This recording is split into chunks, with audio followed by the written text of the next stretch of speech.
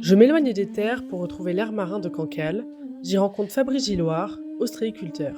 Il me révèle tous les secrets de l'huître que je croyais connaître mais dont je ne savais finalement rien. Bonjour. Bonjour. Aujourd'hui, on est avec Fabrice Gilloire, qui est ostréiculteur. Donc, en général, je commence toujours par une question qui là va paraître peut-être un petit peu décalée parce qu'on est à la mer, mais je demande quelle est selon toi la définition, selon toi, la définition de paysan. Parce que c'est connoté négativement, positivement pour d'autres, et j'aime bien avoir l'idée qu'en ont les gens pour démarrer. Paysan, pour moi, c'est producteur pour nourrir la population, tout simplement. Producteur en pour mer la population. ou à terre. Donc tu On peux est te paysan de considérer la mer. comme paysan Voilà, de la mer. tout à fait. J'aime bien cette appellation, c'est très beau. On est paysan de la mer et marin, voilà. Paysan de la mer et marin. On a deux casquettes. Tu as une des définitions les plus rapides et claires. Souvent ça hésite un petit peu, ça réfléchit, parce qu'il y a aussi habiter la terre, tout ça. Mais Je suis petit-fils de fermier aussi. Ah, ben, Voilà. c'était une de mes Donc, questions par la suite. Oui, comment tu arrives à devenir ostréiculteur? Est-ce que ça a toujours été, c'est de famille Non. en famille? Moi, j'ai des parents qui ne sont pas du tout dans l'ostréiculture. Moi, j'étais un marin, je naviguais.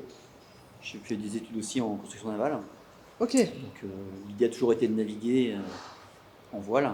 J'étais moniteur de voile. Et donc, après, j'ai fait un cursus construction navale à Saint-Nazaire. Et après, je me suis dit que je voulais toujours naviguer et que l'ostréiculture, en fait, était un métier à l'époque plutôt saisonnier. C'est quoi l'époque? C'était il y a combien de temps? Il y a 30 et quelques années. T'as été navigateur? Oui, je faisais partie de l'équipage, ouais. Et tu as vu du monde? T'étais plutôt autour de la France quand tu naviguais? Oui, je suis allé aux Antilles, je suis allé en Angleterre. Ok, et donc à un moment, pourquoi tu te dis t'arrêtes la navigation à temps Parce plein? que c'était des métiers de charter aussi. Donc, De charter? Ouais, on transportait, on emmenait des clients aussi. Donc, et que c'était plus ma tasse de thé, quoi. Ça veut dire quoi, charter? On emmène des clients pour des balades à la semaine. Ok, charter. Voilà. Je ne connaissais pas. Voilà. Et je naviguais plus pour moi, en fait, quoi. Donc, Ah oui. et après, donc, je suis tombé dans l'ostréiculture. Et l'ostréiculture, en Tombé fait, dans l'ostréiculture. ouais, D'un coup, comme j'ai ça. été piqué parce que c'est devenu une passion. Parce que c'est un produit très complexe sur lequel on peut intervenir énormément. Que ce soit par les densités, par l'exposition des hauteurs de parc, les zones géographiques aussi en France ou en Europe, voire même mondiale. Et donc, c'est devenu vraiment une passion. Et donc, maintenant, je passe quasiment tous mes jours à travailler pour ce produit. Mais c'est devenu une passion parce que tu as connu ça de quelqu'un? Comment tu arrives à l'huître? Et ben, je suis arrivé parce que justement, c'était un métier entre guillemets saisonnier à l'époque qui me permettait, donc j'étais à 6 à 8 mois, de continuer à naviguer pendant 4 mois. Et puis au bout d'un moment, c'est devenu 12 mois sur 12, quoi. Parce que tu fais de la navigation et à un moment tu te dis donc tu veux faire autre chose et t'en viens à l'huître. Un complément.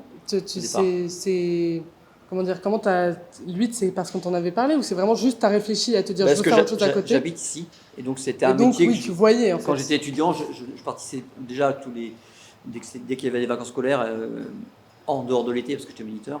L'hiver, je venais travailler. Ah oui, en fait, t'as toujours fait un petit peu. Voilà, depuis l'âge de 16 ans, en Ok. fait, dès que j'avais des vacances scolaires et qu'il y avait une possibilité, on travaillait, quoi. Mhm. Noël, on travaillait aussi. Mais donc la passion est venue beaucoup Au plus fur et à tard. mesure. Au fur et à mesure, ouais.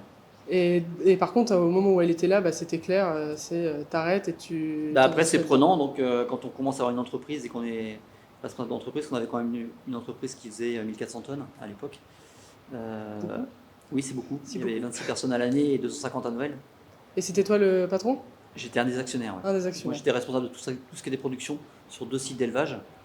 Mais ça, c'est le type de métier, quand tu dis que tu es actionnaire, réellement actionnaire, c'est-à-dire que Oui. tu fais dedans, t'as pas juste des... J'avais un 3% de la boutique, quoi, donc. Mais je veux dire, tu travailles vraiment pour tu Ah, tiens, t'as pas juste des parts, quoi. j'étais pas Voilà. juste financier, non. C'est que c'est pas la même... Non, j'étais actionnaire, travail, enfin. Donc, et là, j'avais plus le temps de gérer quoi que ce soit en dehors de ce métier-là, quoi, donc voilà. Et donc à ce moment-là, tu as été dans une boîte avec des gens, Oui. et c'est plus le cas maintenant. Non, parce qu'on a eu les mortalités en 2007, donc on a quasiment tout perdu. Et c'est-à-dire, comment on perd tout Parce c'est qu'en petit à fait, petit? notre stock a fondu comme neige au soleil, et que sur une épizootie qu'il y a eu, qui est devenue une Sur pandémie une d'ailleurs. quoi? Une épizootie, Une épizootie? un problème, un virus. Un virus? Ouais, C'est un virus des huîtres? Là, non, c'est un virus qui était dans l'eau, donc qui a muté, on ne sait pas pourquoi, température ou autre, et donc qui a tué jusqu'à 97% de notre stock. Ça a commencé justement par la Bretagne, Ah et bah après non, ça bah s'est l'inverse. transféré. L'Irlande a été un peu moins touchée. L'Irlande? Ouais, Ah oui, bah c'est loin. un peu moins, mais c'était plus froid, donc moins de développement viral. Nous, on avait pris l'option sud justement pour accélérer la croissance des petites huîtres, pour justement augmenter notre capacité de stockage ici, pas de croissance, et de sauver l'entreprise. Et malheureusement, le virus a suivi les différents endroits où on est allé, donc Et ça se passe en combien de temps? en quelques années. Oui, ok, ça prend quand même un... C'est pas du jour au lendemain, plus du tout. La mortalité, c'est en 24 heures. Ah oui, si, c'est ça, mais Ouais. donc il faut se C'était retourner tout de foudroyant. suite. C'était foudroyant. Et qu'est-ce qui se passe? On prend un coup sur la tête et après on cherche des solutions. Et les solutions, c'était tu fais autre chose ailleurs Ouais, on reprend des toutes petites huîtres et on va les élever plus sud, justement pour les faire croître plus rapidement avec la température. Parce qu'en fait, l'huître se nourrit de phytoplancton. Donc les phytoplanctons, c'est des sels minéraux qui arrivent des terres via les ruissellements de pluie. Et dès qu'il y a la lumière qui arrive, ça crée la photosynthèse, donc ce qu'on appelle le développement et Donc il boom faut de du soleil phytoplancton pour les huîtres, pour la nourriture des huîtres. pour la nourriture. Quand votre pelouse épouse, nous en mer, il y a de la nourriture. Ce sont des microalgues, donc des microplantes. Donc ça veut dire qu'une année où il fait super moche, il y aura moins d'huîtres. Il y aura moins d'huîtres en croissance et moins bonne qualité. Parce qu'ils auront Ok. moins à manger. Et donc là, actuellement, tu es tout seul? Ouais, Tu es indépendant? Tu as Oui. un stock de... Enfin, par rapport aux 1400 tonnes, c'est dérisoire. c'est dérisoire? Ce que je faisais en 2 jours dans cette entreprise-là, je le fais à l'année maintenant. Mais, Mais pas de mais la en même même temps, tu manière. es tout seul Mais par pas de rapport la à même 26. manière. Voilà. Et c'est quoi les avantages, les inconvénients par rapport à avant? Plus de liberté. Parce que moins de contraintes administratives et sociales. Parce que je passais plus que la moitié de mon temps à gérer des Oui, problèmes sociaux et ouais. administratifs. Donc, Gérer des équipes, c'est toujours beaucoup de temps. gérer de l'humain, ça me plaît bien parce que c'est aussi les aider, donc c'est important. Après, on a un panel de gens différents, donc c'était surtout la partie contrainte administrative, ça c'est une catastrophe. Hein. Mais Dans tous les métiers, ce qui est représentant de la ça France. revient tout le temps dans mes interviews, Exactement. les gestions administratives. Exactement. Mais qui parce sont qu'on est majeures. géré malheureusement par des gens qui ne connaissent pas les métiers, qui ne travaillent pas d'ailleurs, donc qui créent que des solutions pour, entre guillemets, contraindre les autres et puis justifier leur salaire, quoi. Sympa. Et d'ailleurs, on a envie de faire de l'huître en indépendant? Oui. Après, moi, j'en vis parce que je distribue en direct. Donc, ça veut dire d'autres contraintes logistiques pour les livraisons, etc. Oui, c'est ça, parce que moi, je te connais de ma ville, puisque tu viens vendre jusque Je livrais, dans tous les les 15 jours, banlieues parisiennes. Et tu vas au Ménil-le-Roi, Maison Lafitte. Tu fais un peu plein d'endroits du coin. Une grosse partie sur Paris, ouais. Tout l'ouest de Paris. Ouais. Donc la plus grosse partie de ta vente se fait au niveau de Paris. Ouais, soit un peu plus que 50%, ouais. Et c'était déjà le cas quand tu avais ton autre boîte d'aller à Non, Paris? non, dans le boîte, on bossait quasiment qu'avec des centrales.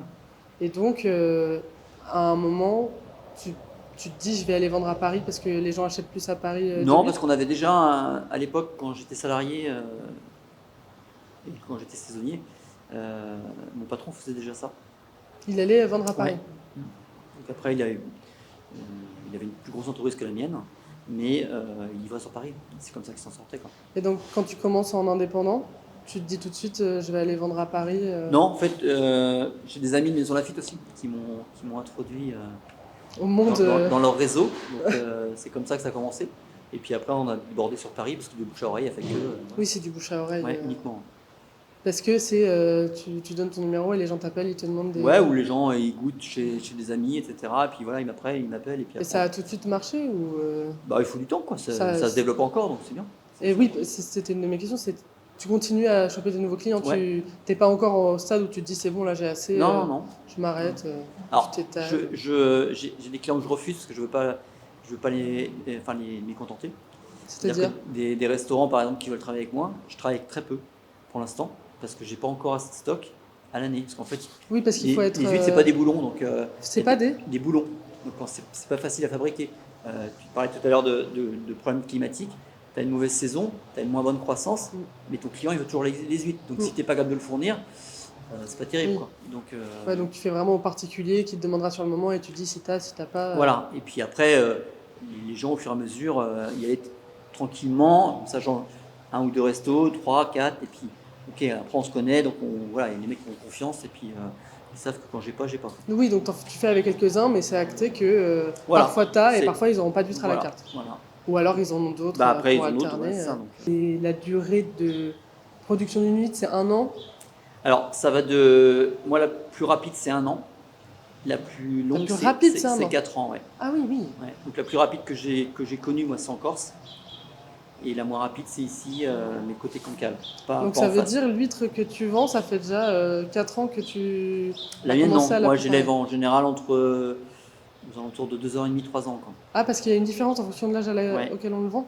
Bah, en fait, non, ça dépend de ta zone d'élevage, ton apport de phytoplancton, tout ce qui est sels minéraux, etc., l'ensoleillement et la densité que tu utilises aussi, que tu mets dans tes poches. La quantité d'huile que tu mets dans ta poche au départ et au fur et à mesure.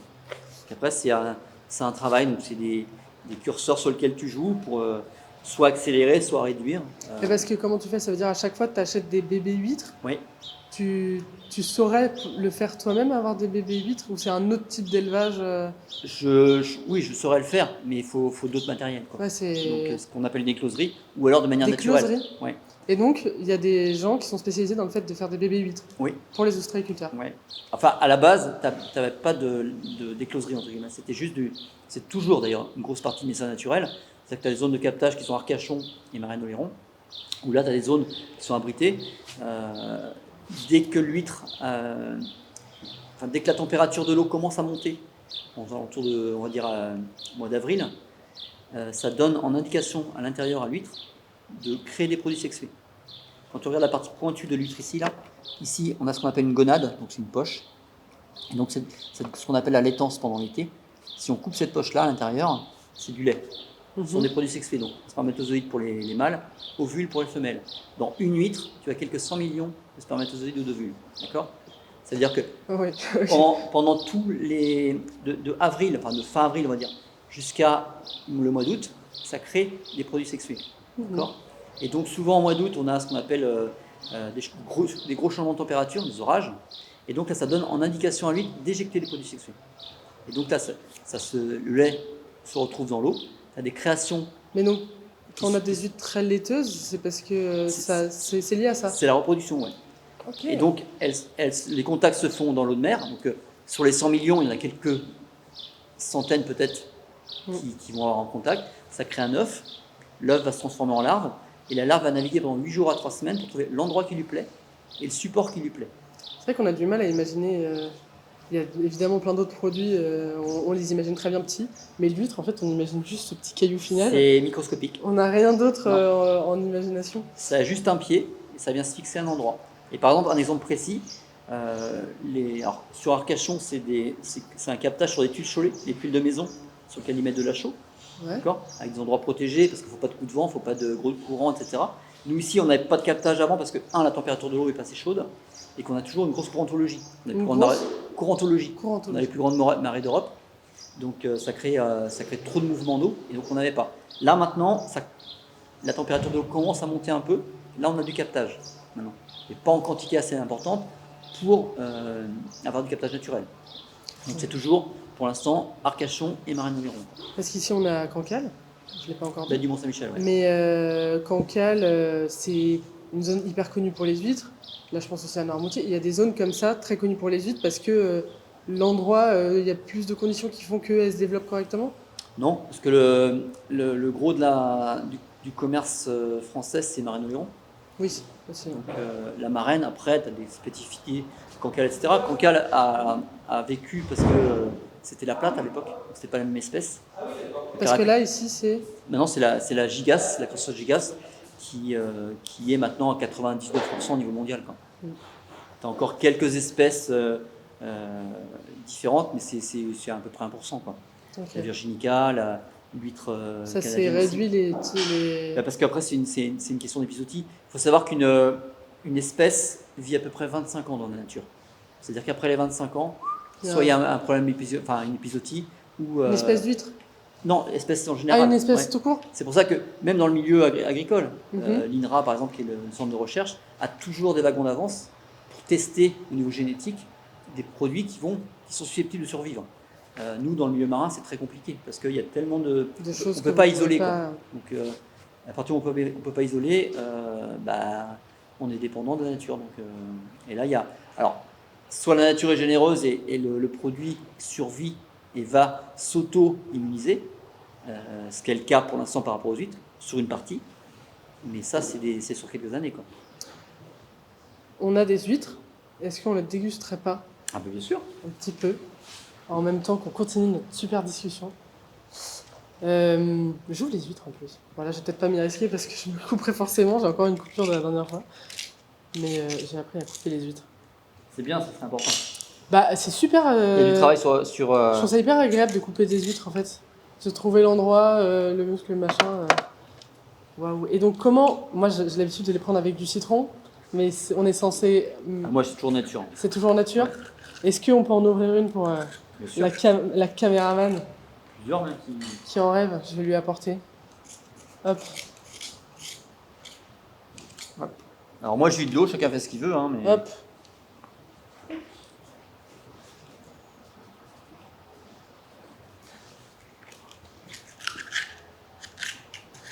Et vide l'eau. Moi toujours, ouais. Parce qu'après c'est trop salé? Non, c'est une question de goût. Hein. Hop là. En fait, là sur ces huîtres-là, cette partie-là, c'est pas une laitance, c'est ce qu'on appelle du glycogène, donc c'est du sucre. Donc en fait, si cette poche-là, l'hiver, est bien, je dirais, quasiment marron, et quand on coupe à l'intérieur, c'est noir. C'est ce qu'on appelle du glycogène, donc c'est du sucre. Donc toute cette partie-là, plus elle va être grosse, plus on va avoir le goût salé sucré. Oui, c'est vrai que parfois il y en a. Et après, il y a une chose qui est importante et que justement très peu de gens consomment, c'est ce muscle adducteur là. Ouais, mais parce que souvent on le loupe quand on coupe. Et ça a goût de Saint-Jacques, et ça c'est sucré aussi. Et donc le retour en bouche qu'on a au final, c'est ça. Si, dis-moi. Mais tu peux vider là, je pense. Ah, pour vider l'eau?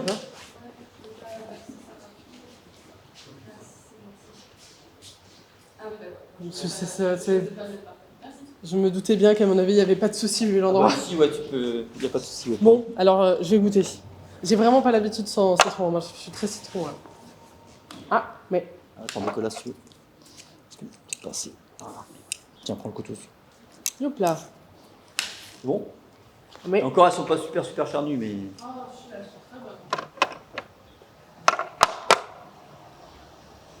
Bien croqué, tu vois le goût après le retour. Ton père il prend du 2, je crois. Ton père il prend cette taille-là, je crois. Ah oui, elles sont énormes. Parce que c'est rare d'avoir des huîtres aussi remplies, je trouve. Parce que la taille. Ça, c'est pareil. Le remplissage, c'est aussi une question de travail. Alors, tu as la nature qui joue, hein, mais entre deux ostréiculteurs, il y aura une différence de qualité de produit parce que le taux de chair est différent. Dans les marchés, c'est quoi déjà la taille? C'est numéro 1 à... Non, c'est numéro 0 à numéro 5. Ouais. Et c'est proche de 0, plus c'est gros ou c'est l'inverse? Voilà.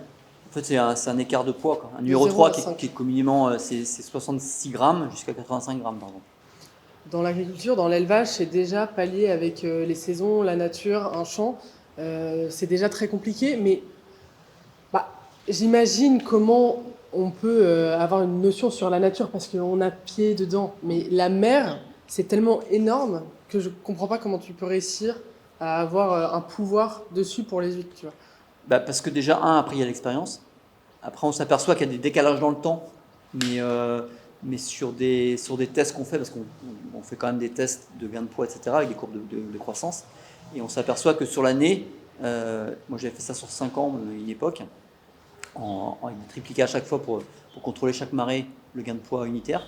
On s'aperçoit que tu as des décalages d'un mois, 2 mois, mais que la croissance est quand même là. Même si, je ne parle pas de visuel, je parle vraiment de cartésien avec des tests pour voir justement le gain de poids de l'huître. Oui, donc c'est comme un champ. On travaille comme tu testes des... Voilà, on a en permanence des choses de mise en place pour justement nous permettre de choisir et de faire d'avoir une stratégie de production. Tu fais des tests, ça marche pas, et t'en fais d'autres. Ça marche pas. Les densités aussi. On joue sur les densités pour voir comment ça. C'est-à-dire la densité, c'est la quantité d'huîtres au même endroit dans chaque poche. Mais c'est les poches, c'est les sacs en plastique. Et donc les sacs en plastique, il y a différentes tailles. Donc, au début, on commence par des toutes petites tailles, des toutes petites mailles, on va dire entre 4 à 6 mm, ça dépend, suivant ce qu'on reçoit. Et en fait, au fur et à mesure, l'ostréiculteur doit dédoubler les huîtres, donc les ramener au chantier, passer sur des machines pour les séparer par taille, parce qu'elles ne vont pas toutes à la même vitesse. Même si elles ont été au même endroit. Même si elles sont sœurs ou frères et sœurs, elles n'iront pas toutes à la même vitesse en croissance. Parce qu'en fait, il faut savoir qu'une petite huître de la taille de mon ongle, ça filtre 5 litres d'eau par heure. D'accord ? On regarde notre ongle. Une huître adulte, c'est 20 litres d'eau par heure. Ça filtre. Ouais, ça filtre pour. En fait, tu filtres pour avoir du phytoplancton. En fait, pose ta coquille, Loïs. T'embêtes pas. Je la vois depuis tout à l'heure porter sa petite huître. Et donc après, la courbe est exponentielle. C'est-à-dire que plus l'huître va avoir accès à la nourriture, plus elle va grossir rapidement. Et plus elle va prendre la nourriture d'à côté. C'est-à-dire qu'en fait, la poche, c'est un rectangle. Celles qui sont à l'extérieur ont accès à la nourriture. Donc si jamais on ne fait pas de brassage, en fait, celle qui va être au milieu n'aura jamais à manger. En fait, j'ai une image dans ma tête, là, je me dis, c'est comme la poêle où tu as le feu et sur le côté, ça ne cuit pas de la même manière, les trucs, parce que ça ne reçoit pas le même feu. Mais là, c'est une question d'accès à la nourriture. Ouais, c'est un peu pareil. Il faut bouger les trucs dans la poêle pour que tout soit chaud, tout à fait, à la même température. Voilà. Et donc, au fur et à mesure de l'élevage, on va réduire la densité par poche, réduire le nombre, et augmenter la taille des trous. Parce qu'en même temps, elles sont plus grosses, donc il y a moins de place. Et pour augmenter la capacité de filtration aussi. Parce que la poche, c'est bien parce que les huîtres ne passent pas à travers, donc c'est une protection aussi pour les prédateurs. Et après, c'est le passage du flux d'eau qui permet d'augmenter justement l'accès à la nourriture. C'est qui les prédateurs des huîtres ? Il y a les étoiles de mer, les crabes. C'est les étoiles de mer qui mangent les huîtres ? Les crabes. Qu'est-ce qu'il y a encore les bigorneaux-perceurs. Mais les crabes, c'est quoi ? Ils ouvrent la coquille Ils attendent qu'elle s'ouvre et puis clic, elle coupe au niveau du muscle. Donc, c'est la loi de la nature. Mais c'est sûr, les huîtres en plus... D'avoir une poche, ça permet de les protéger. Ok. Toi, tu es indépendant, mais tu es avec d'autres gens qui font des huîtres ? Moi, je purifie les huîtres dans le bâtiment d'à côté, justement. Ce qui permet d'avoir un numéro sanitaire et de pouvoir continuer à... Un numéro sanitaire qui permet de vendre ? Voilà. Oui, parce qu'il faut quand même répondre à des normes sanitaires. Ouais, à des normes sanitaires. C'est quoi des normes sanitaires pour les huîtres ? C'est vérifier qu'il n'y a pas de produits qui ont pu rentrer dedans Coliformes fécaux et Escherichia coli, donc des curseurs de pollution. Pour que, par rapport à ce type d'analyse qu'on fait régulièrement par des labos privés et par des labos aussi publics, qui permettent de dire, votre produit, il est clean ou il n'est pas clean. Et donc il y a des bassins qui sont trop pollués et donc on stoppe la production d'huîtres. Les bassins qui sont trop pollués, on n'arrête pas la production d'huîtres. En fait, on a une classification de A à D. C'est comme le Nutri-Score sur les aliments. Et donc les zones, donc ça c'est Ifremer et puis les vétérinaires qui font des analyses régulières en disant cette zone-là c'est une zone A, donc en fait comme Cancale, en zone A on peut prendre les huîtres directement de la mer et les vendre en direct, ça on a le droit. Et il y en a d'autres qui doivent passer Dès qu'on est en zone B, on est obligé de revenir de les purifier, donc dans les bassins de purification. Parce que justement l'huile va venir filtrer. Donc donc elle va se nettoyer. Mais en zone C, par exemple, on est obligé de les remettre en zone A pendant un certain temps pour qu'elle se purifie, qu'elle se nettoie. Donc en fait, elle peut grandir ailleurs, mais il faut qu'à un moment, elle se purifie. Voilà. tout à fait. Et on a une obligation de résultat. T'as jamais vécu en ville? Très peu. Mais déjà d'aller à Paris Oui, 3 jours tous les 15 jours. parce que dans ce cas-là, tu fais quoi? T'as un petit hôtel, Oui, j'ai des copains. t'as des copains, j'ai plein de plans. tu bouges pour 3 jours. Et c'est quoi ces 3 jours toutes les 2 semaines? Ouais. Et ça te fait la petite balade ou c'est relou en vrai? Bah, en fait, je suis super content d'aller voir mes clients. Mais l'ambiance de la ville, c'est pas mon truc, quoi. Ah ouais. Après, je m'y fais maintenant parce que je me suis habitué aussi depuis de nombre d'années sur comment rouler, comment. Voilà. Ah, la manière de rouler, oui, c'est. Bah, Bah, on s'arrête tout le temps, quoi. Mais. non, c'est qu'il n'y a pas de respect. Ah, y a pas de respect? Non. Pas de respect C'est- sur la conduite dans la ville? Ça roule comme. C'est celui qui va passer le premier, quoi. Voilà, donc à droite. Moi, je roule. C'est interdit de rouler à droite, mais bon, voilà. De doubler à droite, pardon. Donc, ça, c'est la première des choses, quoi. Ah, oui, les gens doublent vachement à droite. Bon, bien sûr. Et moi, je trouve que ça va. Mais j'ai jamais conduit dans Paris même. Ouais. Et j'ai un peu peur de ce moment-là. Parce que, Bah, effectivement. faut y aller armé, ouais. Moi, j'ai des bornes au compteur, donc mais je relativise, mais malgré ça, je me dis waouh. Donc, tu trouves que, même en dehors de la voiture, tu trouves qu'il y a moins de respect en ville que. Oui, il y a une différence totale, ouais. Il y a une différence totale parce que les gens vivent à À 100 000 à l'heure et tu te dis, mais faut passer à côté de l'essentiel, quoi. Je me souviens quand j'étais en 5e, je crois, je suis allée en colo et je vais dans une boutique, j'achète un truc et la vendeuse elle me dit vous venez de Paris? Je fais, oui, mais je ne comprenais pas comment elle avait pu savoir tout de suite. Et, Vos attitudes. mais oui, il doit y avoir un Ouais. truc où effectivement on paraît pressé tout le temps. Et c'est vrai que moi j'ai plutôt la volonté d'aller vers la campagne, vers aller plus au calme et moi-même le bruit parisien, tout ça j'ai beaucoup de mal. Mais je sais que je suis quand même speed, je suis très speed. Là notamment je fais très attention à pas parler trop vite. Mais c'est vrai qu'on est habitué à cette Ouais, c'est pression. ça. C'est votre fonctionnement global. Donc, mais parce qu'il faut courir pour le métro, il faut courir pour ceci, il faut courir pour cela. Et en plus en fait quand on va trop vite, bah, il y a un moment où on est obligé de... Bah, c'est moi d'abord parce que sinon je vais être en retard et que Ouais. j'ai Et parce que les gens aussi ne se disent pas, bah, je vais peut-être partir 10 minutes à l'avance, quoi. Et comme ça, je cours pas. Aussi. Moi, ce que Ouais. je fais, C'est pas vrai. moi, quand j'anticipe la mer, nous, on a aussi des contraintes. Mm. La mer, quand c'est l'heure de descente, si vous loupez le train, bah, la marée, elle Ah est oui, donc tu foutue, es quoi. obligé d'être en avance. Donc, c'est juste anticiper, prendre le temps de se lever avant, de préparer les choses avant. Voilà, Après, je comprends, il y a toutes les contraintes pour. Si vous avez des enfants, il faut les déposer à la crèche. Ouais, ok. Mais là, je vois quand je vais sur Taverny, livré, là, et après je vais sur l'Isle-Adam, etc. Mais le vendredi matin, mais j'hallucine. Parce que les gens... Et parce que les gens, ils sont 1h30 dans les embouteillages, là. Ah oui, mais c'est vrai que les embouteillages, c'est... Et tu te dis, bah ouais, bah moi, quand j'étais à Maison Lafitte et que j'allais livrer sur Paris, Tu pars en avance pour je pas partais avoir à 5h du mat. pour pas avoir les embouteillages. Mes potes, ils me disaient, Oui, mais t'es fou? Bah non, j'arrive à Neuilly, j'étais pas sur le périph', Après, tu c'est te prends ton petit tranquille. café, t'es posé, t'attends. Voilà. Mais c'est sûr que faisais c'est une sieste, même. notion de temps.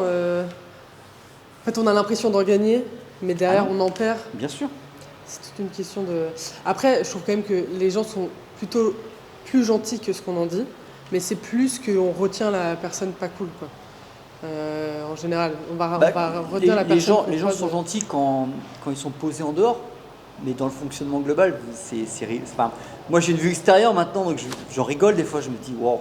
L'autre jour, j'étais près de la rue de Rome, et donc j'étais sur une perpendiculaire, là, et donc il y avait l'arrivée et le départ du métro. Et là, je me suis dit waouh. Et j'étais au feu, et je voyais les gens, et je me dis waouh. J'avais l'impression qu'ils étaient téléguidés, quoi. C'est impressionnant, quoi. Ouais, tu trouves qu'on se robotise un petit peu Ah ouais, mais carrément. Ah ouais. Tu trouves qu'on est des machines? Bah, c'est des machines, ouais, c'est ça. Ouais. Mais parce que c'est le fonctionnement global. En dehors, après le soir, etc., c'est un changement complet. Et tu trouves qu'on échappe plus à ça quand on est dans des zones plus rurales Bah, je pense qu'on est moins contraint par les problèmes extérieurs. Nous, moi, je sais que moi, je calcule pas. Je dis, moi, je suis à tant de kilomètres, je regarde pas le temps, quoi. C'est-à-dire? À Paris, on dit pas c'est tant de kilomètres, c'est tant d'heures pour faire un trajet. Nous, bah ouais, moi j'ai 8 kilomètres, j'ai 10 kilomètres. Ah oui, vous parlez en kilomètres. Ouais. Bah oui. C'est vrai qu'on parle jamais en kilomètres. Non. Mais parce que nous, on parle pas en temps. Mais parce que c'est vrai que le kilomètre, C'est rapide pour nous. il n'est pas, il est pas relatif à la durée qu'on va prendre. C'est pas le même fonctionnement, quoi. Et donc, toi, tu as toujours grandi là. Donc, je considère que tu as de la chance d'avoir. Ouais, enfin j'ai une chance, mais c'est aussi un choix, quoi. C'est aussi un choix. Il y a J'ai un moment refusé tu des te poses choses, et tu- voilà, on n'a pas les mêmes, on n'a pas les mêmes salaires, on n'a pas tout ça, mais voilà, c'est Oui, mais après, la vie, elle suit, puisque la vie, le coût de la vie, il est quand même moins cher ici. un peu moins, mais tout ce qui est matière première, ça augmente aussi, quoi. Donc, Ça augmente partout. Et, après, nous, on est plus autonome parce qu'on produit aussi des produits à nous. Tout ce qui est légumes, etc., on a aussi accès. Enfin, moi, pour mon cas, en tout cas. tu fais tes propres légumes? Ouais, ma femme, elle fait ça en dehors du boulot, ouais. Oui, donc en fait, c'est plus facile d'être un peu plus indépendant. On est plus en retour à la nature, ouais. On est plus en retour à la nature. Et ça a toujours été le cas? Ou c'est plus Ah, peut-être en pas pour tout le grande- monde, hein, mais Non, mais je veux dire, est-ce que tu as toujours eu cette volonté de justement avoir un peu tes légumes, de cette indépendance, ou c'est petit à petit l'autonomie, ouais. autonomie, Ouais. toujours une volonté d'autonomie. Donc tu l'as préservé, tu as essayé de les garder, et tu t'es jamais dit, t'as jamais eu l'hésitation, la volonté de partir Partir, ouais, ça me dérange pas, mais pas pour aller dans une ville, hein. Ça, c'est niette. Moi, j'ai besoin de liberté, quoi. Oui, donc pour toi, la ville, c'est pas libre, quoi. Non, T'es trop de contrainte, contraintes. trop de contraintes. Mm. Les contraintes des autres, de voir avec tout le Ouais, monde. d'ambiance, de fonctionnement qui me plaît pas. Je- Mais même, J'entends. mais même, Très bien même d'ambiance actuelle, parce que par rapport au nombre d'années depuis que j'ai commencé à travailler, on a de moins en moins de liberté, quoi. Donc, même le pays commence à m'oppresser, quoi. Ah oui? Ah oui. Il y aurait une volonté de partir de la France? Si j'étais plus jeune, je serais déjà parti. On a plus maintenant que des contraintes et pas davantage, quoi. Enfin, de moins en moins. Et c'est au niveau du métier ou même de la vie du Même dans quotidien, la vie en général. par exemple? Bah, par exemple, je vois là sur Paris l'autre jour, tu te gares 2 minutes, tu prends 225 balles d'amende. On en parlait du Puis parking voilà, tout à l'heure. tu te dis bah non, quoi. J'ai envoyé un justificatif de ce qu'on appelle un rappro là, pour prouver que j'avais pris un ticket 20 minutes après, tu vois. Mais parce que le temps que je trouve le radiateur, tu vois, je suis pas du coin forcément. On descend à 202,50. Bah ouais, super les gars. Mais Et ça, c'est régulier. ça veut dire que tu restes ici parce que tu as tout construit là, donc tu continues. Non, moi je suis pas attaché. Mais je suis attaché à mes libertés, ouais. Et je trouve qu'on a de plus en plus de choses qui nous réduisent de nos libertés. Et tu arrives à en trouver ailleurs? Bah, en France, non. En France, non. Tu voyages beaucoup? Non, je voyage plus maintenant, mais si, je voyage encore un peu en Corse, mais c'est la France. C'est que je me disais, tu pars en voyage, tout ça, tu as des vacances? Je prends peu de vacances, en fait. C'est Mais moi, quoi, je suis peu tout de le temps en vacances? vacances, moi. Je trouve, bah tu vois, en fait, t'es plutôt libre quand même si t'es tout le Ouais. temps en Mais vacances. je suis tout le temps en vacances parce que je suis au bord de mer. Il y a des gens qui payent pour venir au bord de mer.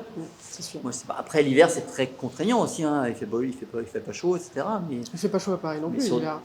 ouais, mais on est à l'abri, quoi. Nous, quand on est en mer, c'est Oui, pas la même oui, température, quoi. C'est sûr. Et quand tu es dehors, il fait bien chaud. L'hiver, ça caille, quoi. Donc, C'est plus dur l'hiver quand il fait très froid ou l'été quand il fait ah, très bah oui. chaud? Non, non, c'est compliqué quand c'est froid. Ah ouais? C'est parce que le vent marin est vraiment. Oui, puis on a de la gelée, on a tout ça, hein.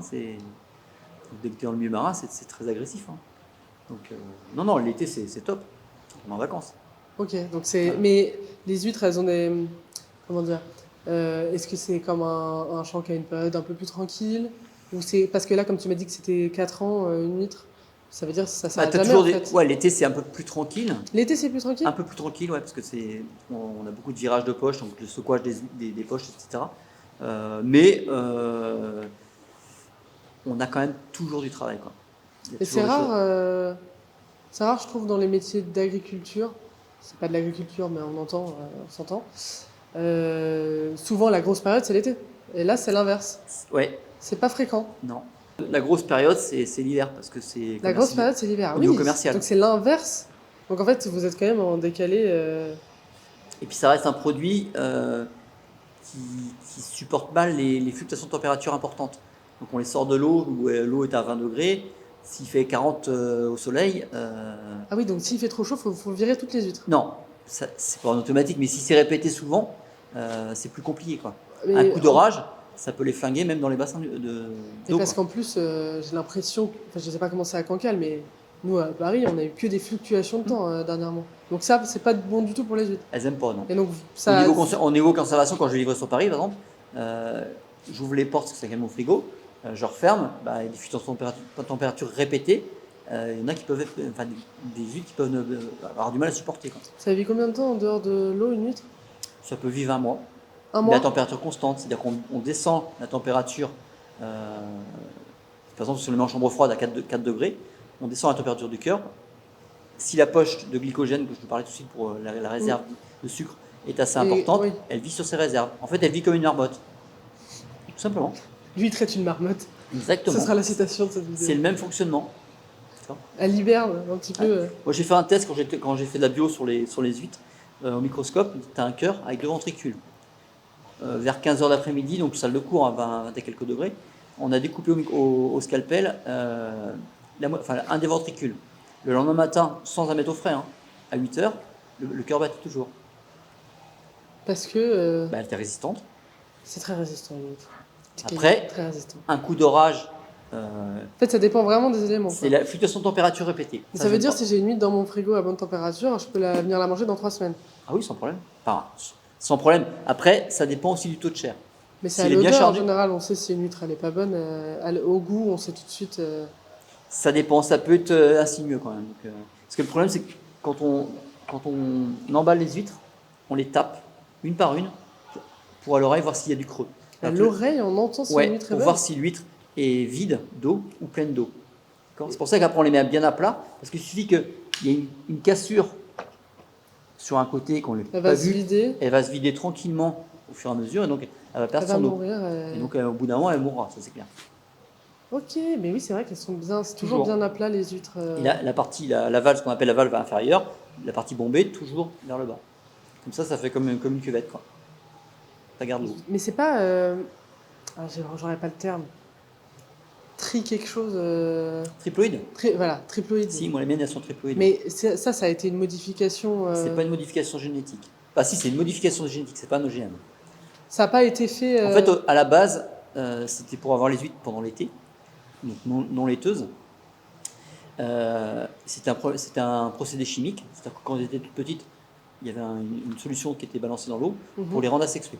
Et donc après, l'Ifremer a créé ce qu'on appelle un tétraploïde, 4 chromosomes, avec une naturelle qui s'appelle une diploïde qui a 2 chromosomes. Ça fait 6 chromosomes, divisé par 2, ça fait 3 chromosomes, donc une triploïde. Mais le saumon est triploïde, les bananes sont triploïdes. Mais c'est nous qui les avons rendus triploïdes. Bien sûr. Oui. Bien sûr. Mais Donc, c'est parce que ça les rend plus. alors l'avantage, c'est que ça ne crée pas. L'huile Gilardo, par exemple, c'est 100% triploïde, qui est quand même la référence française, au niveau qualité et tout. Et je croyais qu'il y avait que du triploïde. Moi, je savais pas qu'il y en avait. Non, il y encore. je dirais qu'il y a peut-être entre 30 et 50% de triploïde. Après, le Ah oui, gros, c'est c'est pas du naturel. tout la majorité. Non. Ok. Après, l'avantage, c'est que toute la période printemps où elle dépense de l'énergie pour créer des produits sexués, là, elle dépense de l'énergie pour sa coquille et pour mettre en réserve. D'accord. Parce qu'en fait, ce qui se passe, c'est qu'au mois d'août, une naturelle, tous ces produits sexués, hop, elle les éjecte. Donc là, elle maigrit. Donc là, après, il faut qu'elle reprenne un certain laps de temps pour redevenir charnue. Donc, c'est pas du tout le même produit. Et donc en fait, c'est vraiment un produit que tu as appris à connaître. Oui, alors après, la triploïde, c'est un super avantage pour ceux qui travaillent les huîtres. Parce que tu ne travailles pas une huître triploïde comme tu travailles une naturelle. C'est-à-dire que tu as beaucoup plus de travail parce qu'il y a une croissance qui est plus importante aussi, quoi. Donc, Il y a plus d'éléments à maîtriser. exactement. Et si tu tombes sur un reportage à la télé sur les huîtres, ou si tu regardes une interview sur les huîtres, tu trouves que ce qui est communiqué sur le monde de l'ostréiculture, c'est plutôt juste? Je regarde peu d'émissions. Après, pour l'instant, les seules émissions qui sortent depuis quelques années, c'est à charge. C'est sur la Ça a maladie, charge sur les huîtres? c'est sur la maladie de l'huître. Mhm. Alors, il faut juste savoir que l'huître, pour l'instant, n'est pas malade. C'est juste les stations d'épuration qui débordent. Et Sympa. donc, qui viennent polluer le milieu naturel avec ce qu'on appelle le norovirus. Alors, En gros, c'est des gens qui disent qu'il ne faut plus manger de huîtres parce que c'est mauvais pour votre santé. Ça, non, c'est- l'histoire qu'il y a eu à Arcachon il y a 2 ans, où on a dit que c'était la maladie de l'huître. En fait, c'est les stations d'épuration qui débordent, mais c'est sur tout le littoral français. Parce qu'en fait, on vient juste de s'apercevoir que la législation, c'est 2 circuits d'eau usée. Donc, l'eau usée de votre maison et l'eau de pluie qui doit être séparée. C'est dommage, ça va dans le même tuyau. Donc, dès qu'il y a une pluviométrie, ça déborde. Avant, ça ne se voyait pas trop parce que on parlait tout à l'heure de mutation de population sur la côte. En Bretagne, par exemple, il y a 500 000 personnes qui sont arrivées, 400 000 sur la côte. Normal, les gens ont construit leur maison il y a quelques années, ils viennent en retraite, donc maintenant ils sont là à l'année. Donc avant, ils venaient que l'été où il y a quand même beaucoup moins de pluviométrie, donc peu de débordements de stations d'épuration. Là, il s'avère que maintenant, il y en a régulièrement. Et si en plus on est face à un problème sanitaire style gastroentérite, donc le virus de la gastro qui est le Ça déborde norovirus. et on dit que c'est l'huître. L'huître étant un filtreur, elle filtre l'eau, et donc là, elle tombe, elle donne, elle emmène le norovirus va être ingéré par l'humain, par Et l'huître. on va dire que c'est l'huître. Voilà. Mais ils disent que c'est l'huître parce que c'est plus simple de dire que c'est l'huître plutôt que c'est les stations qui marchent pas bien ou Ah bah oui, parce que ils veulent pas dire quel est le vrai problème. Bah bien sûr que non. Donc c'est pour ça. Mais voilà, un des retomber sur exemples l'huître. de liberté en France, c'est ça aussi. Même la liberté d'expression, on a du mal à l'avoir. Je me demandais, dans tout le monde ambiant, où il y a beaucoup cette notion de bio, de naturel, est-ce qu'il y a des huîtres qui sont considérées bio Ouais, il y a une appellation bio. Ouais. sur les huîtres? Ouais. Alors, faut là, obligation d'avoir une huître naturelle. Donc t'as pas le droit d'avoir du triploïde? Non. Il y avait même jusqu'à une époque, ça allait assez loin parce que ça poussait même à séparer les bassins. C'était risible parce que ça veut dire qu'il n'y a pas de contact entre les parcs. Parce que l'eau de mer est quand même. On n'a pas construit des murs autour des parcs. Ouais. Pas encore en tout cas. Donc c'était assez risible. Après, moi, l'histoire de bio ou pas bio, moi je suis plutôt pour une agriculture raisonnée. Parce que les gens, quand ils feront un petit peu d'élevage, ils comprendront que des fois on est quand même obligé d'intervenir un peu pour protéger les cultures. Et c'est ça, en réalité, le bio, très régulièrement, ils ont besoin d'utiliser des produits. Bien sûr. Donc en fait, quand on ne s'y connaît pas du tout, on s'imagine que le bio est parfaitement bio. En fait, le bio a souvent besoin de certains... Et entre le bio français et choses. le bio étranger, c'est pas le même. C'est risible. Parce que le bio français en Espagne, par exemple, il y a plein de produits qui sont autorisés en Espagne et qui sont interdits en France. Mais l'appellation bio arrive en France. Donc vous achetez des produits qui ne sont pas du tout... qui sont pas bio pour l'administration française. Voilà, Mais ils ont quand même le nom... vous avez acheté du produit bio. Juste sur le nom. Mais même nous, qui produisons nous-mêmes, on ne fait pas de bio. Parce qu'on n'est pas sûr de la qualité de notre terre. On ne la fait pas analyser. Il suffit qu'il y ait un épandage à côté, il suffit que dans le sol, la source en dessous est entre guillemets polluée ou autre. Ben voilà. Mais d'accord que l'agriculture raisonnée, tout ça, c'est une idée de dire comment on peut faire pour avoir un produit qui fonctionne mieux avec la nature, mais on est quand même là, on a quand même besoin de le manger, donc on essaie de trouver un équilibre. Alors l'équilibre, il n'est pas trouvé, mais pourquoi? Parce qu'on a énormément de gâchis aussi. On a beaucoup de gâchis. Bah oui, parce que, mais comme nous, dans le fonctionnement des huîtres, Il y a on beaucoup veut de une pertes. huître comme ci, comme ça, tel poids, tel machin. Donc ce qui ne correspond pas, c'est poubelle. Ben, en fait, c'est la partie commerciale qui impose. Oui, je dirais même plus loin, la différenciation commerciale qui va permettre à certains de vendre plus au départ. Mais après, ça se généralise. La bio a été lancée pour commercialiser plus facilement les huîtres dans ce domaine-là, pour choper toute la clientèle qui veut manger du bio. Et voilà, donc c'est fait, ok. Et après, tout le monde s'y met à faire du bio. Donc après, il n'y a pas de référence, quoi. Mais comme n'importe quel produit. C'est toujours un aspect commercial. En fait, le commercial n'est pas du tout au service de vos métiers. Non. Moi, je prends l'exemple toujours des tomates. Bah ouais, elle doit être rouge, brillante, toujours la même forme. Ouais, mais elle n'a pas de goût. Bah, moi, je peux avoir un truc qui est difforme, mais qui est bon, quoi. C'est vrai. Et ouais. Et pourtant, tomate. Pourtant commercialement, alors c'est rigolo parce qu'Intermarché a fait sa promotion sur les moches, mais c'est tellement aberrant. Pourquoi? Parce que tout partait à la poubelle avant. Ah oui, en et ça continue encore. réalité, personne n'achète. Bien sûr. Mais parce qu'on a été conditionné à une idée de un légume doit ressembler à ça.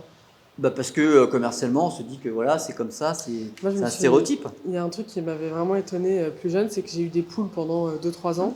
On avait des œufs. Et j'avais certaines amies, quand elles venaient à la maison et que je leur proposais des œufs de poule, de mes poules, elles en voulaient pas. Parce que psychologiquement, tu es tellement habitué à avoir un produit industriel que tu as plus confiance dans le produit que tu trouves au supermarché que le produit du jardin. Parce que tu dis jardin, mais tu sais pas ce qui a pu arriver dedans. Mais par contre, produit du supermarché, là, bizarrement, tu as l'air d'être sûr de ce qu'il y a dedans. Et maintenant, c'est l'inverse. Maintenant, c'est l'inverse. Oui, parce que vous prenez une poule, un œuf de poule élevé de manière naturelle avec soit des légumes, soit des céréales que vous produisez, bah, c'est pas du tout la même couleur. Ils sont pas blancs les jaunes d'œufs. Ils sont jaune foncé à orange, quoi. Donc voilà. Et on voit bien la différence de qualité et la différence de goût aussi. Non, mais c'est ça, ça a plus de goût et c'est fou qu'on ait réussi à nous faire croire que l'industriel a été. Mais comme dans les huîtres, les gens, quand c'est quoi la meilleure huître? C'est un numéro 3, non? Le numéro 3, c'est un calibre. Parce qu'on vous a dit que c'est le numéro 3. Ah, les gens pensent que les numéros 3 sont les meilleurs. Parce qu'on leur a dit rabâcher au niveau commercial, hein, pas au niveau producteur. Moi, j'ai plein de Plein de gens copains qui disent je veux que des numéros qui 3. au début, parce que moi, à chaque fois, j'emmène du numéro 2 parce que je trouve que c'est un très bon compromis. Et au début, bah non, on veut du 3. Ok, bah goûte. Ok, du 2. Maintenant, ils sont tous à du 1. Ils reviennent plus sur du 2. Donc un produit encore plus gros, parce qu'ils ont compris que c'était plus charnu et que c'était un goût complètement différent. Quitte à la couper par la moitié, c'est pas grave. C'est vraiment un goût différent. Donc c'est une habitude de culinaire. Oui, c'est ça, on est habitué à plein de normes, et même le vin, le champagne et tout. Enfin, je pense à ça là, mais on va prendre telle marque ou même prendre une marque spécifique dans le magasin parce qu'on s'est habitué à celle-ci, quoi. Ouais, ou parce qu'il y a un matraquage médiatique qui permet de dire bah, ah ouais, ça je connais. Mais c'est vrai. Fleury Michon, oui. La première fois pour la Route du Rhum, qui sont sponsorisé Philippe Poupon à l'époque, plus 98% de chiffre d'affaires. Oui, C'est mais énorme. alors, où est-ce qu'on a énorme. dit ça déjà? Que Coca-Cola, ils ont arrêté de faire de la pub à un moment, à une période, Ils ont en plus se besoin. disant. Ils n'ont plus besoin. Non, justement, en se disant, on n'en a plus besoin. Ouais. Il y a eu une chute énorme. Alors que tout le monde connaît le produit Coca. Ouais, c'est étonnant. Ouais. Et ils ont arrêté la pub et il y a eu une chute et donc ils ont repris les pubs. Donc en fait, c'est vraiment. Si on n'a pas le produit qui est tout le temps mis devant nos yeux, bah, en supermarché, on ne va pas prendre celui-ci. Et je trouve ça fou, quand même, qu'on ait réussi à être de la même manière. Les séries, je vois régulièrement, en fait, ils boivent tout le temps du café. Tout le temps, tout le temps, tout le temps. Et donc en fait, on s'imagine que quand on est posé, et je suis la première avec ça, quand on est posé, bah, on a envie d'un café parce que bah, on le voit partout. Après, c'est des habitudes aussi. Hein. Oui, évidemment. Il y a notre cerveau qui est habitué, comme la cigarette. Hein. Oui. C'est pareil, c'est des habitudes, des réflexes. Hein. Donc cette vie à Cancale, plus tranquille, Ouais. c'est des choix. J'imagine que Enfin, c'est pas Cancale, moi je suis toujours dans la recherche de liberté. Quoi. On a chacun notre liberté. Et là, parce que quand tu as la liberté, tu as une zénitude. Tu as moins de contraintes. Mais on a aussi des contraintes, qu'on soit à Cancale, qu'on soit n'importe où. Hein. Et parce que pour toi, c'est quoi la liberté? Pas de contraintes. C'est pas de contraintes? Le moins possible. Quoi. Parce que moi, la liberté, ça me semble plus être des contraintes choisies. C'est parce que parfois la liberté, c'est dire on peut faire ce qu'on veut. Et pour moi, c'est pas faire ce qu'on veut, c'est. En respectant les autres. Dans le respect, ouais. Ok. Dans le respect. C'est le fait de dire on peut faire comme on veut, comme on peut. Ouais. Dans le respect. Et moi, j'en discute avec pas mal de mes collègues qui sont dans mes âges. Ils me disent tous, hein, quand on est sur nos parcs, on est heureux. Quand on est au chantier, on fait la gueule. Quand on est au chantier, c'est ça le chantier? Ouais. Parce que là, c'est à nouveau les problèmes administratifs, ceci, cela, les contraintes de ceci, les contraintes de cela, les choses qu'on connaît, les choses qu'on ne connaît pas. Bah, c'est pas le métier en fait, c'est pas pour ça que. Ben, c'est parce que justement, on nous impose trop de choses. Quoi. Trop de choses. Et toujours la même chose, nul n'est censé ignorer la loi.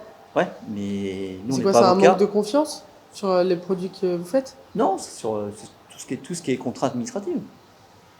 Mais justement, les contraintes administratives, c'est pour C'est parce qu'ils n'ont pas confiance dans le fait que vous allez faire un produit. Non, c'est des normes. Non, c'est pas par rapport aux produits, c'est par rapport aux normes administratives qu'on nous impose. Et pourquoi? Parce que c'est les normes, c'est la Parce sécurité. qu'il y a un besoin de contrôle. Parce qu'au fur et à mesure, l'exemple tout bête, on n'a plus le droit de changer les comment ça s'appelle Les tôles. les ampoules. Les les ampoules. C'est interdit. On n'a pas le droit de monter plus de 3 marches sans être obligé de passer une formation spécifique. Eh oui. Pas le droit de changer d'ampoule. Non, Parce que c'est trop. c'est comme ça, c'est dangereux. On parle de liberté, du coup, je me dis pour tes filles, tu dis qu'on a moins de liberté maintenant qu'avant. Tes filles, tu essayes de leur inculquer quelque chose pour que justement elles fassent des métiers peut-être un peu plus, qui donnent plus de liberté, être à leur propre, avoir leur propre boîte.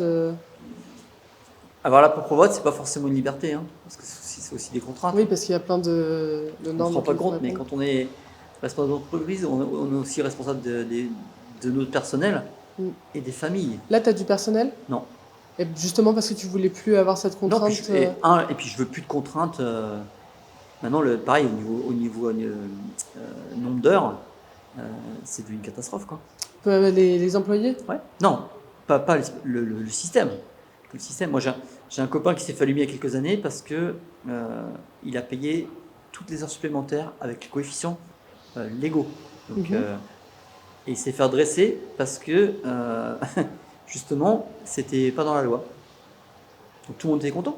Les gars, ils se sont fait une super prime en plus, enfin un super salaire par rapport à d'habitude, et malgré ça, ils se sont fait allumer.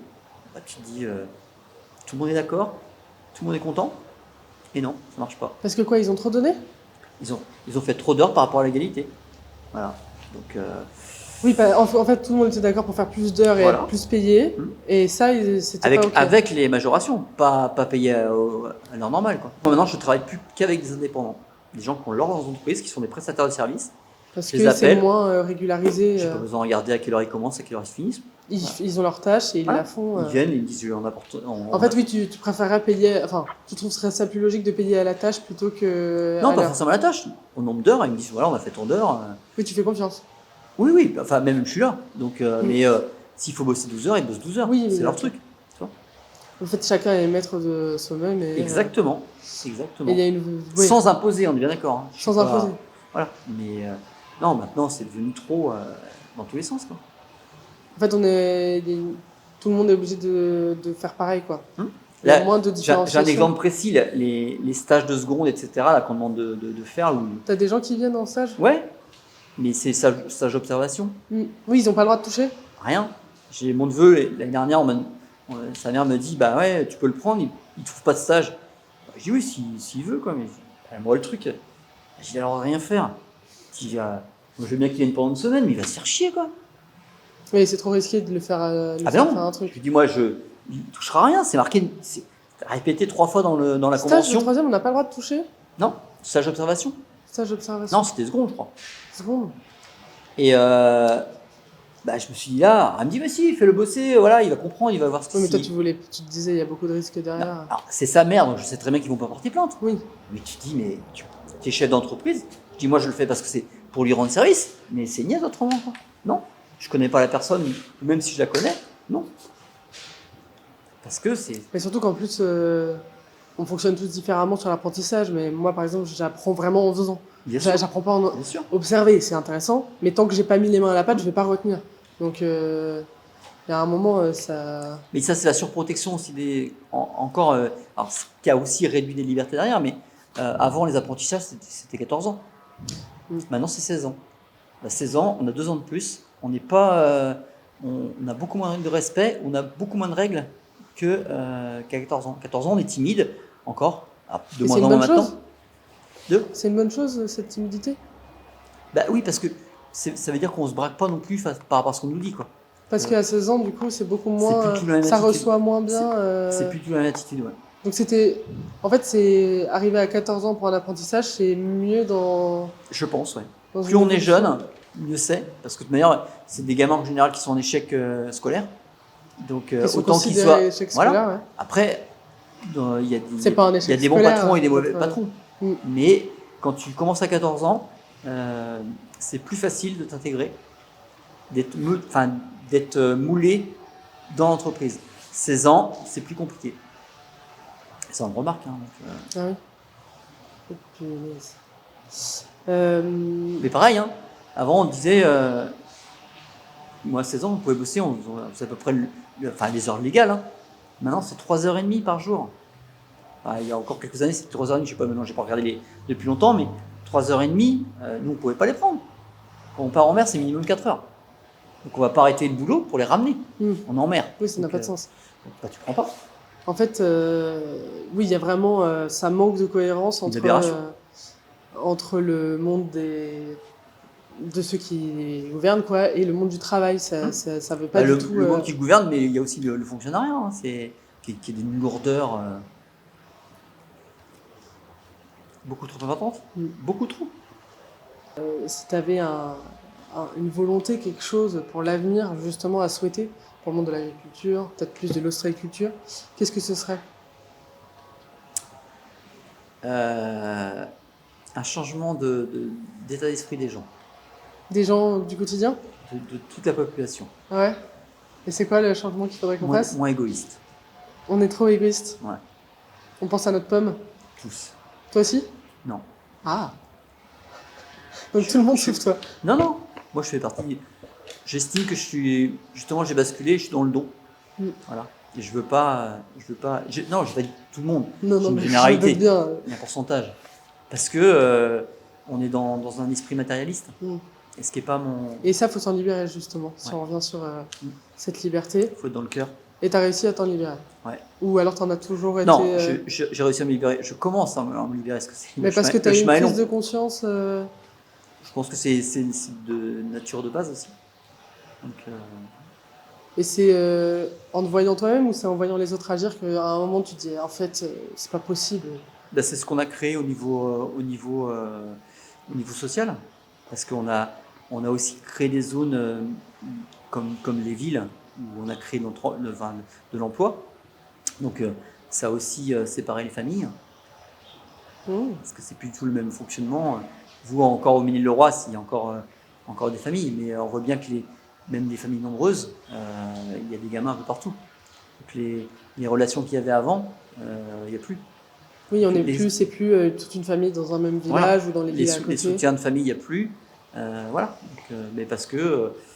Alors, bien parce que les gens. Et cette dispersion de la famille est pour toi directement liée du coup à de l'égoïsme. Enfin, c'est un truc qui entretient l'égoïsme. Ouais. Parce que la famille est une manière de casser cet égoïsme-là. Bah, c'est aussi un apprentissage. C'est aussi un apprentissage. On parlait tout à l'heure de Paris.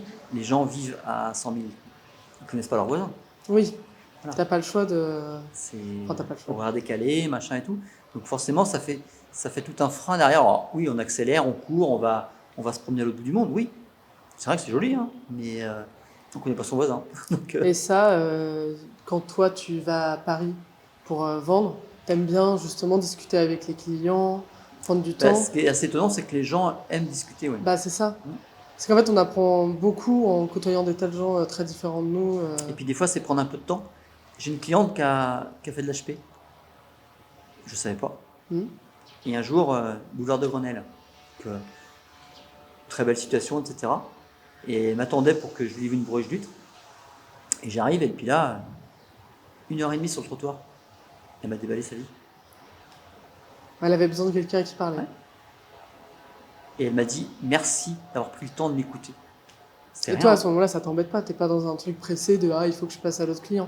J'avais un autre client, mais c'était plus important d'écouter, de lui apporter la petite lumière qui allait l'aider à avancer, plutôt que de me dire non, reste là, moi j'ai dû. Ouais, ok. Et donc, tu as des anecdotes comme ça, clients J'en ai plein. J'ai différentes personnes qui réagissent comme ça. Qui racontent tout. Leurs problèmes, qui ont besoin aussi de discuter de leurs soucis perso. Et il n'y a pas d'écoute, on voit bien. Donc, parce que ça court aussi. Donc, les gens ne discutent pas assez.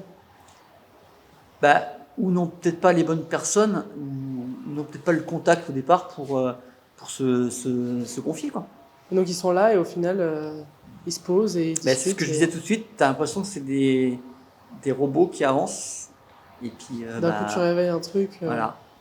Et là, ça y est, on est reparti sur de l'humain et ça parle de plein de choses. Ben, tu vois le changement au niveau du visage déjà. Donc ça veut dire qu'il y a des choses de gagner, quoi. Et nous, ça nous a coûté quoi? Juste un peu d'écoute. Puis on apprend beaucoup en écoutant les autres. C'est le plus important, l'humain. C'est le plus important. Une fois qu'on a compris ça, et pourtant, moi je suis pas clean, hein, j'ai des attitudes des fois entre guillemets de con, voilà. Mais après, il faut en être conscient. Et essayer de travailler dessus justement pour les améliorer. J'aime bien cette manière de penser. Je suis assez d'accord.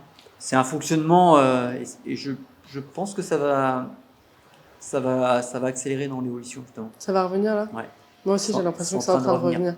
J'ai l'impression qu'il y a eu un manque d'humanité et que les gens ils ont dit non, là c'est bon, on se noie trop dans ce truc-là. Je pense il y a une volonté de revenir sur des choses. Je pense que c'est pas une vérité personnelle dès le départ, mais ça va être dans le dur que les gens vont être obligés de le faire. On l'a vu un petit peu avec le Covid parce que on a vu quelques une différence avec quelques petites prémices de non, pas forcément pour Rogal, mais quelques groupes qui se sont mis pour aider les autres, déjà, gratuitement. C'était des prémices. Après, on voit que les gens évoluent différemment, de plus en plus. Et ça se multiplie. C'est l'impression que j'en ai aussi, plutôt positif. Parce que les gens vont être tellement, vu l'évolution et la crise économique qui a commencé et qui va s'accélérer, je pense qu'il y a de plus en plus de gens qui vont être touchés.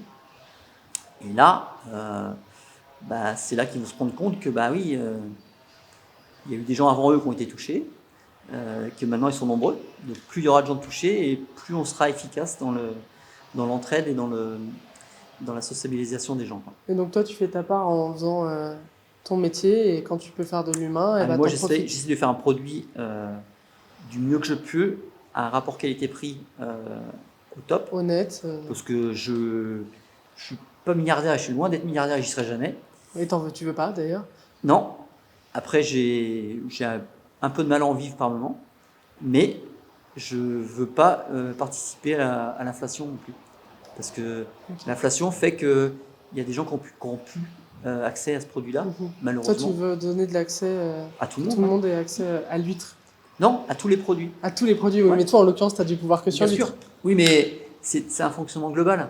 Et parce que le système d'inflation, etc., c'est très bien, hein, mais on se base sur quoi? Toi, tu penses qu'on peut s'en séparer Oui, parce qu'il y a tellement de gabegies à certains endroits que je pense qu'il y a des problèmes, quoi. C'est sûr. Et il y a tellement d'écarts entre les gens. Alors, les écarts, il en faut parce que qu'un chef d'entreprise gagne beaucoup plus que le salarié de base, c'est tout à fait logique. Après, qu'il y ait des gabegies monumentales, c'est pas possible, quoi. Il y a un juste équilibre, quoi.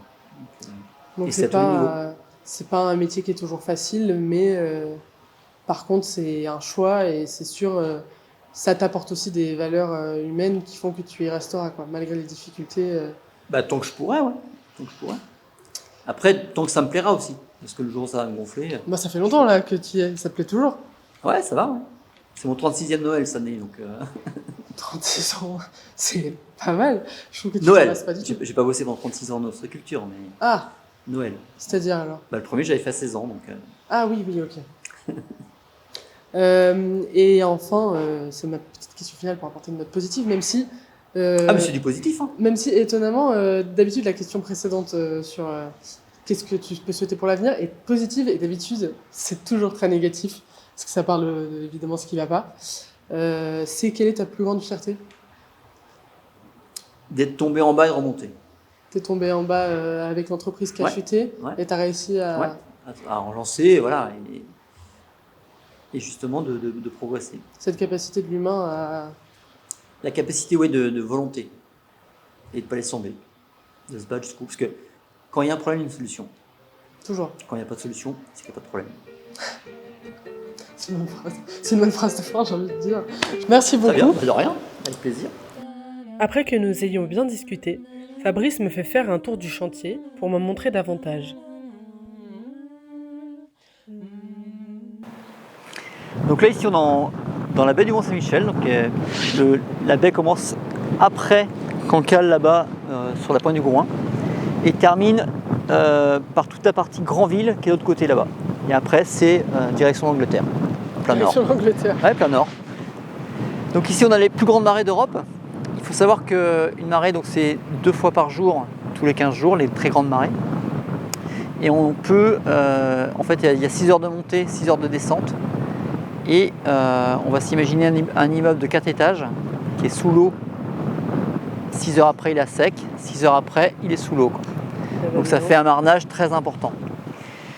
Qui crée une grosse courantologie et donc comme j'expliquais tout à l'heure, qui nous donne aussi une contrainte pour tout ce qui est fixation des huîtres naturelles, on va dire, ce qu'on appelle le captage. Et donc c'est pour ça que le captage se fait sur Marennes-Oléron et Arcachon, qui sont des zones plus protégées et où la température de l'eau est plus importante. Voilà, donc en fait ici c'est une digue qui a été créée. Ok. Parce qu'en fait les bassins et les clairs qu'on voit derrière nous là sont sous le niveau de la mer. C'est-à-dire qu'en fait en très grande marée, la mer vient jusqu'ici. Jusque là Jusqu'ici, elle monte jusqu'à... Ça c'est une digue créée. Ah oui, C'est-à-dire que si la digue elle casse, c'est la catastrophe. c'est inondé. Après, on a juste au niveau de la route derrière les chantiers, la digue de la Duchesse-Anne qui avait été créée à l'époque il y a quelques décennies pour protéger justement toute la partie terre pour réduire les inondations. Donc il y a des portes qui sont faites à différents endroits par ce qu'on appelle des biais, donc des passages d'eau. On ouvre ou on ferme suivant les besoins. Donc on peut aussi vider ce qu'on appelle le marais qui est derrière. Et donc en fait cette digue, il y a des puisards qui sont mis à différents endroits, donc en général 1 pour 2 chantiers, ce qui nous permet soit, suivant la hauteur d'eau des marais, de rentrer l'eau par vase communicant, soit par un système de pompage qui nous permet de remplir les clairs, donc qui sont de stockage d'eau, qui nous permettent d'avoir de l'eau pour laver les huîtres au niveau extérieur, donc la coquille, et le stockage des huîtres pendant l'hiver également. Parce que là, pendant l'été, l'eau commence à réchauffer un peu trop, et donc on va avoir du mal à conserver les huîtres dans les clairs.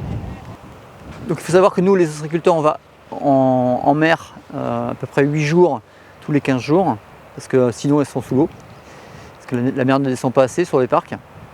Et donc, vu que ce sont des zones où il y a peu de hauteur d'eau en profondeur, on travaille avec des bateaux à plat, de manière à qu'on puisse travailler avec l'eau en descendant.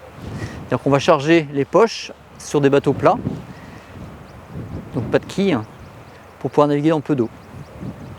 Des bateaux moins stables, mais qui sont juste des bateaux de travail. Donc on a 2 types de bateaux. On a le chaland là-bas, qui est un bateau plat assez large, sur lequel on a des roues fixées dedans. Et les roues, on les remonte quand on est en mer, et on les remet après pour ratter derrière le tracteur pour rentrer. Et sinon, on a le petit bateau à côté pointu là, qui lui est un bateau qu'on appelle une lasse, et lui c'est sur un chariot. Donc c'est un système différent, mais beaucoup plus petit. Ça dépend, en fait, on utilise suivant l'endroit où on va. Pour filmer, on était là-bas. Ouais. Et là-bas, c'est le stockage de... C'est le chantier de production. Et à côté, c'est le chantier d'expédition, de commercialisation. Et vous êtes combien? On est 40 producteurs, 40 entreprises à Cancale. Entre ici Non, pas ici. Entre ici, il y a une zone sur Cancale et une zone sur le Villiers-sur-Mer aussi. Et 60 producteurs de moules. Donc une centaine d'entreprises. Et là, à cet endroit-ci ici, ils sont 9 ou 10. 9 ou 10 entreprises? Ouais. Et c'est des ententes vous fixez sur... Ah non, chacun a ses parcelles. En fait, c'est délimité. Mais vous travaillez tous un peu les uns avec les autres? Non. Non, pas du tout? Non. Chacun ses salariés. Alors, il y a de l'entraide, hein, bien entendu. On se prête les tracteurs s'il y a besoin. C'est comme partout, dans tous les domaines, il y a des affinités ou pas. Donc voilà, alors plus que dans le milieu agricole, parce que on est dans un milieu hostile et que forcément, par obligation, s'il y a un problème sur un tracteur ou autre, on le fait naturellement, quoi. Donc on a plus de contact direct, oui. Donc tout à l'heure, on parlait d'arrivée d'eau de mer. Donc en fait, l'eau de mer qui arrive derrière la digue là est pompée dans les clairs. Elle commence à se décanter un petit peu. Et donc après, une fois qu'elle est un peu décantée, on la pompe pour la mettre dans les bassins, qui sont eux des bassins de purification. Donc traitement oxygène, avec des écumeurs, filtre UV, bac à sable, etc. De manière que l'huître se nettoie intérieurement au niveau sanitaire. D'accord ? Une fois qu'on a une commande d'huîtres, quand les huîtres sont stockées ici, on vient chercher le numéro dont on a besoin, on le passe dans cette machine qu'on appelle un laveur. Ça, c'est le truc là avec Ouais, donc c'est un gros tube qui tourne avec, un nettoyage jet d'eau de mer, je vais vous montrer d'ailleurs.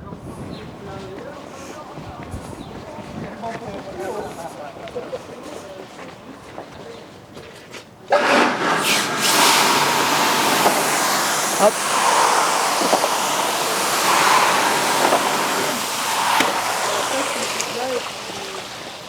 Donc ça permet tout simplement de laver l'huître, la coquille de l'huître à l'extérieur pour qu'elle arrive chez vous propre. Après, donc on va se déplacer, l'huître, une fois qu'elle est lavée, va arriver dans le chantier, donc par des trémies qu'on voit là-bas, là, on met les huîtres à l'intérieur, à nouveau relavées, et donc on va passer dans le chantier, où là elles vont être emballées. Arriver sur ce tapis là, donc elles sont à nouveau lavées à l'extérieur, et donc chaque huître va être prise une par une, pour les taper comme ça, pour voir au niveau du son. Donc là, on voit, c'est bon. Là, c'est pas le même bruit. Donc là, ça veut dire qu'elle a plus d'eau. Ouais. Donc ça, elle va pas se conserver. D'accord. Okay. Donc, on les positionne après bien à plat. Et au fur et à mesure, on la remplit avec le nombre qu'il nous faut et la taille qu'il nous faut. Voilà. Donc le calibre, c'est l'écart de poids. Après, le nombre, c'est un nombre minimum avec un poids. Ça, c'est une législation. Et donc après, couvercle, cerclage et étiquette sanitaire. Okay. Là, ça tourne comme ça. Voilà, ça avance. Et donc ici, on met notre bourriche prête à cercler. Elle va être pesée. Et après... Et ça s'appelle quoi comme étape? Emballage. Emballage. Voilà, Simple. tout simplement. Simple et... Tout simplement. Voilà. Donc là, nous sommes... Chantier de production. Donc là, en fait, les huîtres sont pêchées en poche, ramenées, vidées dans la trémie, ici. Pareil, encore nouveau, lavage d'eau de mer, pour enlever tout ce qui est vase au-dessus. On va passer dans ce qu'on appelle une cribleuse. Donc c'est une machine qui secoue avec des tailles de grilles différentes pour sélectionner les huîtres par taille. Et donc oui, c'est pas vous qui le faites, c'est la machine. Et donc, mais en taille intermédiaire pour la phase de production.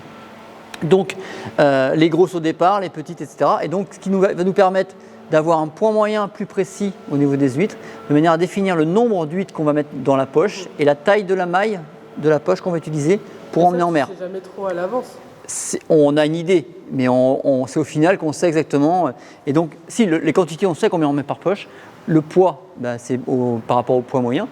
Et donc, ce qui va nous permettre de le remettre en poche pour repartir en mer à nouveau à l'élevage. Et ça, c'est une phase où chaque poche va être remontée au minimum une fois par an pour être ce qu'on appelle dédoublé. Donc, passage d'une grosse densité à une plus petite densité et augmenter la taille des trous pour l'accès à la nourriture. D'accord ? En parallèle, on a la même machine en criblage, mais qui va servir pour le calibrage. Donc là, les huîtres arrivent en taille marchande, de l'autre côté là-bas, pour arriver à ce qu'on appelle sur une calibreuse qui permet de mettre au poids l'huître une par une. Donc on va pouvoir se déplacer là où on était tout à l'heure pour voir le fonctionnement. Donc là, on a la même machine qu'on appelle à nouveau un crible qui permet d'enlever toutes les petites huîtres, donc les coques, etc., pour amener que les huîtres à taille marchande qui vont arriver sur ce petit tapis-là. Là, à nouveau, il y a forcément des huîtres qui sont collées, etc., entre elles. Donc, séparation de ces produits-là qui vont être retravaillés par la suite. Ça tombe dans cette trémie-là.